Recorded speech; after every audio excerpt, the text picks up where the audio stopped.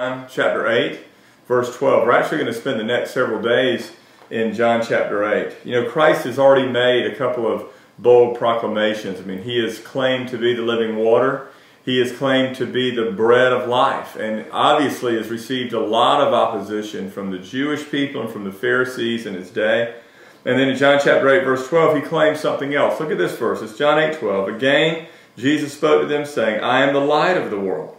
Whoever follows me will not walk in darkness, but will have the light of life. So not only has He claimed to be the water, and not only has He claimed to be the bread, but now He's claiming to be the light.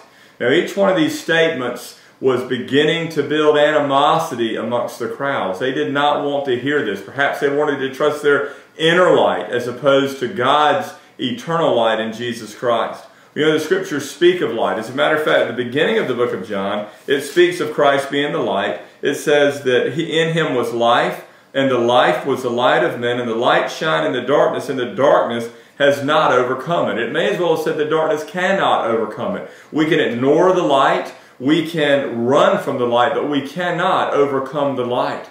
But the question that you and I need to ask is, how can I allow Christ's light, the eternal light, to begin to shine through me? In the Sermon on the Mount, Christ said that we are to allow our lights to shine forth in such a way that they would see our good works and glorify our Father who is in heaven.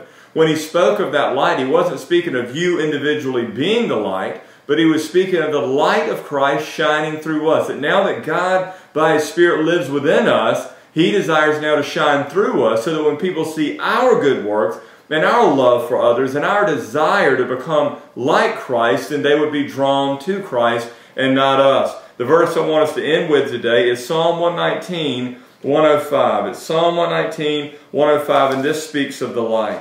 And it says, concerning light, it says, Thy word is a lamp unto my feet and a light unto my path. Now you and I need to realize that we do not shine the light of Christ by doing good deeds and trying to accomplish great things, but the light of Christ shines through us when we, through obedience to God, get into His Word, study His Word, begin to learn about who God is and what God has done through Christ, and God by His Spirit then begins to direct us and lead us, and He receives the glory and we don't. So I encourage you today, would you allow God by His Word to be a lamp unto your feet and a light unto your path so that the light of Christ might shine through you?